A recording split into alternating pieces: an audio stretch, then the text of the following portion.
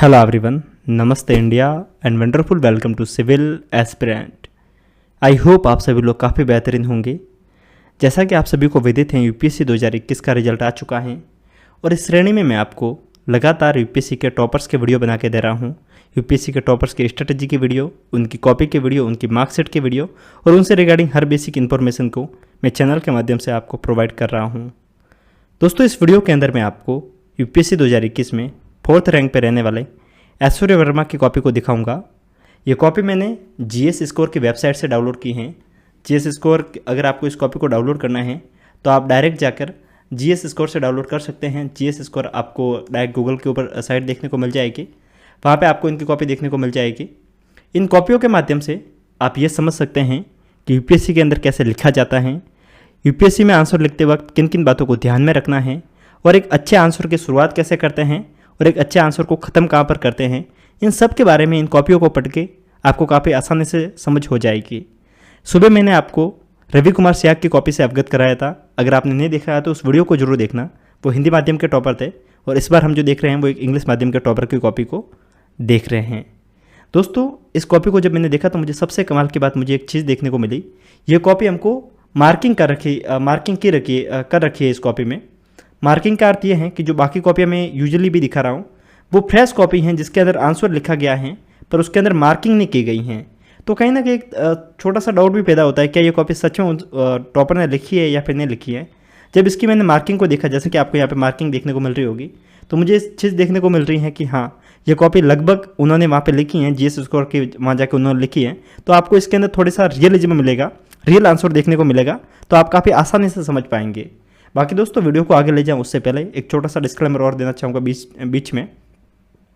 इस वीडियो के अंदर मैं आपको इस फुल कॉपी को नहीं दिखा पाऊँगा क्योंकि ये ऐसे की कॉपी है। ऐसे काफ़ी बड़ा होता है। इस ऐसे को अगर मैं पढ़ने जाऊँगा तो ये वीडियो काफ़ी ज़्यादा लंबा हो जाएगा। इसके कारण मैं आपको थोड़ा बहुत इंट्रो के बारे में समझाऊँगा। इसके बाद में अगर आप इस कॉपी को डाउनलोड करना चाहते हैं तो आप डायरेक्ट वेबसाइट पर जाकर डाउनलोड कर सकते हैं या फिर नीचे आपको हमारा टेलीग्राम ग्रुप की लिंक मिलेगी जहाँ पर मैं यूपीएससी के टॉपर्स की PDF को प्रोवाइड कर रहा हूँ। वहाँ पे इस कॉपी को भी मैं वहाँ पे अपलोड कर दूंगा, आप वहाँ से डाउनलोड कर देना। बाकी एक और इन्फॉर्मेशन शेयर करनी थी। अब मैं जितने भी यूपीएससी के टॉपर्स के साथ में हम इंट्रो शूट कर रहे हैं, अगर आपको लगता है कि आपके कुछ डाउट हैं जो कि टॉपर्स के साथ में डिस्कस होने चाहिए तो आप एक ट्राई कर सकते हैं। आपको नीचे इंस्टाग्राम की लिंक मिल जाएगी। आप इंस्टाग्राम के ऊपर आकर आप हमें अपना डाउट डिस्कस कर सकते हैं और हम आपके सवाल को डायरेक्ट टॉपर्स के साथ में डिस्कस करेंगे। सो दोस्तों, अब चलते हैं, इंट्रो को ख़त्म यहीं पे करते हैं वीडियो के इंट्रो को और यहाँ से क्वेश्चंस को पढ़ना शुरू करते हैं। सबसे पहली बात, यूपीएससी के अंदर जब भी आप आंसर को लिखें तो एक स्पेसिफिक साइज़ की जो ये कॉपी होती है इसको आप बाय जरूर कीजिएगा, जिसके अंदर फिक्स एक साइज़ होती हैं। उसी के अंदर आप आंसर की प्रैक्टिस कीजिए ताकि मेन एग्जाम में आपको हेल्प होगी। जो क्वेश्चन है वो ऐसे का टॉपिक कुछ इस प्रकार है और ऐसे के ऊपर आपको थोड़ा सा ध्यान ज़्यादा भी देना चाहिए। कारण ये है कि इस बार अगर आपने ऐसे का टॉपिक देखा था तो आपको पता चला होगा कि इस बार ऐसे में मैक्सिमम ऐसे आपको फिलोसॉफिकल टॉपिक पे पूछे गए थे, जिसके अंदर काफ़ी एस्पिरेंट को दिक्कत हुई थी। इसके कारण अगर आप ऐसे की प्रैक्टिस नहीं करेंगे तो आपको लास्ट में काफ़ी ज़्यादा दिक्कत होगी। और अगर आपको प्रॉपर आईएएस बनना है तो आपको 3 सब्जेक्ट पे विशेष ध्यान देना है, ऐसे, एथिक्स और ऑप्शनल। ये 3 सब्जेक्ट ही ऐसे हैं जो कि आपको प्रॉपर आईएएस बनाएंगे। जो ऐसे का टॉपिक है वो कुछ ऐसा है, nothing is absolute, subjectivity applies everywhere. Meaning कुछ भी पूर्ण रूप से सत्य नहीं है। सब्जेक्टिविटी को हम मनोवाद के रूप से ले सकते हैं या फिर कुछ फेरबदल सब्जेक्टिविटी कह सकते हैं या फिर डिफरेंस कह सकते हैं, वो हर जगह पे अप्लाई होते हैं। कहने का अर्थ हर चीज़ एकदम सेम नहीं है, कोई भी चीज़ पूर्ण रूप से सत्य नहीं है। उसके अंदर कुछ ना कुछ फर्क होता है, कुछ ना कुछ फेरबदल होता है। जो इसके ऊपर ऐसा लिखना है, ये एक फिलोसॉफिकल टॉपिक है। इसके अंदर ऐसे का जवाब लिखते वक्त आपको अपनी बात को काफ़ी ज़्यादा स्ट्रॉन्ग बताना चाहिए, तभी आप एक अच्छे आंसर को लिख पाएंगे। और मैंने आपको सुबह भी बताया था, एक अच्छे आंसर की शुरुआत एक अच्छे इंट्रो से होती हैं। और एक अच्छे इंट्रो की शुरुआत मेरा मानना है कि या तो आप किसी डाटा के साथ में दे सकते हैं। अगर आप किसी आंसर में शुरुआत डाटा के साथ में करेंगे तो वो आंसर काफ़ी ज़्यादा अच्छा बन जाएगा।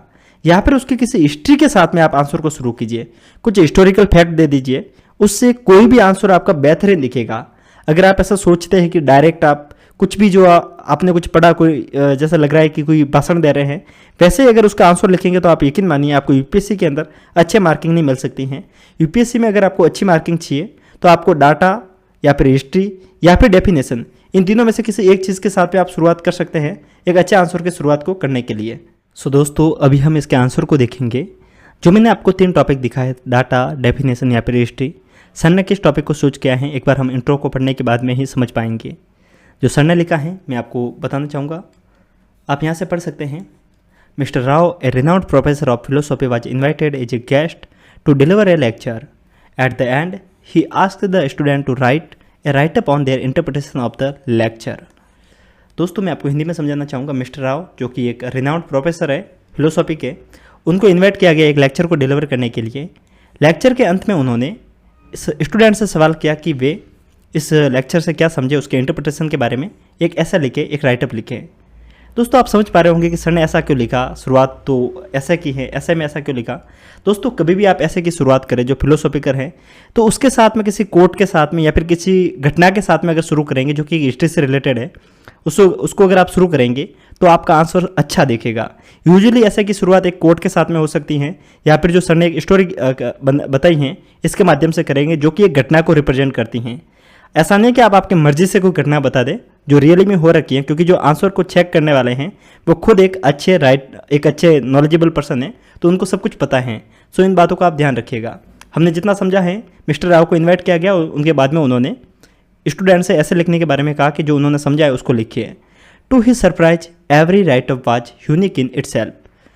ये सरप्राइज की बात थी कि जब लास्ट में उनके सबके ऐसे को देखा गया तो सबके ऐसे डिफरेंस थे। Why this happened despite the same lecture attended by all. ऐसा क्यों हुआ जबकि लेक्चर एक ही था, सबके द्वारा एक ही लेक्चर अटेंड किया गया था। जब उनको ऐसा लिखने के लिए कहा गया जो कि उनके लेक्चर के ऊपर था, फिर भी उनके लेक्चर्स उनके ऐसे सभी के कुछ ना कुछ फर्क के साथ में थे, सभी के ऐसे यूनिक थे। It was the subjective perception of इस student that brought the difference in the, मैं थोड़ा सा इसको ऊपर लेके जाऊंगा,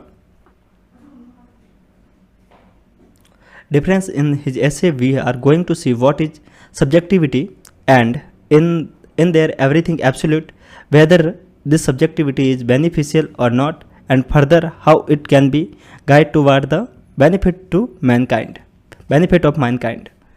दोस्तों इस ऐसे को समझते वक्त आपने एक चीज़ नोटिस की, शुरुआत में सर ने क्या कहा, जैसे कि मैंने आपको शुरुआत में बताया था, आप किसी भी आंसर की शुरुआत हिस्ट्री, डाटा या फिर डेफिनेशन के साथ में कर सकते हैं। शुरुआत में सर ने सब्जेक्टिविटी क्या है उसके बारे में सर ने एक घटना के माध्यम से समझाया कि सब्जेक्टिविटी को हम कैसे समझ सकते हैं। सब्जेक्टिविटी को समझाने के लिए सर ने एक घटना को समझाया। उसके बाद में जो यूनिकनेस हैं, जो पूर्ण रूप से सत्य नहीं है, उसके साथ में कुछ ना कुछ यूनिकनेस हैं, उसके बारे में बताया। और उसके बाद में सर ने उसको फर्दर बताने के लिए इस बात को भी मेंशन किया क्या यह बेनिफिशियल है या फिर नहीं है, मैनकाइंड के लिए इसका क्या प्रभाव है, उन सबको सर ने यहाँ पे इंट्रो के अंदर ही मेंशन कर दिया।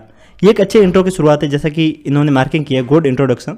और एक अच्छे इंट्रो के बाद में आप किसी भी आंसर की शुरुआत एक अच्छी तरीके से कर सकते हैं, किसी भी आंसर को आप तरीके से लिख सकते हैं। दोस्तों वैसे ये ऐसे की कॉपी है, काफ़ी बड़ी है। इस ऐसे को इन्होंने सर ने काफ़ी जो इसकी जो साइज़ रहती है वो काफ़ी ज़्यादा वर्ड के अंदर रहती है, तो आप देख सकते हैं जितने मैं आपको पेज बता पा रहा हूँ काफ़ी ज़्यादा है। सो मैं आपसे रिक्वेस्ट करूँगा कि इस ऐसे को आप खुद डाउनलोड कीजिए, आपको टेलीग्राम की लिंक मिल जाएगी, वहाँ से आप खुद डाउनलोड करके खुद पढ़िए। क्योंकि जब आप खुद पढ़ेंगे, क्योंकि इसके अंदर 10 पेज है, अगर मैं सबको पढ़ के आपको समझाने बैठूँ तो ये वीडियो काफ़ी ज़्यादा लंबा हो जाएगा। सो मैं आपसे रिक्वेस्ट करूंगा कि आप एक बार जाके खुद डाउनलोड कीजिए, खुद पढ़िए, और मुझे उम्मीद है कि इसको पढ़ने के बाद में आपको ऐसे के रिगार्डिंग काफ़ी कुछ समझ में आ जाएगा। एक ऐसे को लिखते कैसे हैं इसके बारे में मैंने आपको थोड़ी बहुत गाइडेंस दी है, और शुरुआत में मैंने आपको जीएस के बारे में जानकारी दी थी सुबह। अगर आपको लगता है कि इस टाइप के आंसर, इस टाइप की वीडियो आपके लिए यूज़फुल है तो एक बार कमेंट करके ज़रूर बताना, क्योंकि हम काफ़ी मेहनत के बाद में वीडियो बनाते हैं। आपकी एक कमेंट हमें काफ़ी ज़्यादा मोटिवेट करती हैं। ऐसे ही इन्फॉर्मेटिव वीडियोज़ के साथ में आपकी और मेरी दोबारा मुलाकात होगी। तब तक के लिए हंसते रहिए, मुस्कुराते रहिए। साथ में दोस्तों टेलीग्राम को ज्वाइन जरूर कीजिएगा अच्छे नोट्स के लिए, और नीचे आपको जो इंस्टाग्राम के बारे में मैंने आपको जानकारी दी थी उसको भी विजिट कीजिएगा, डिस्क्रिप्शन को विजिट कीजिएगा। अगर आपको इसकी कॉपी को डाउनलोड करना है, जीएस स्कोर की वेबसाइट से डायरेक्ट डाउनलोड करना है, तो वो भी मैं डायरेक्ट वहाँ पर लिंक दे दूँगा, ताकि आप और भी टॉपर्स की कॉपी को डाउनलोड कर सकते हैं। सो दोस्तों मिलते हैं ऐसे ही इन्फॉर्मेटिव वीडियोज़ के साथ में दोबारा इसी प्लेटफॉर्म पर। तब तक के लिए जय हिंद।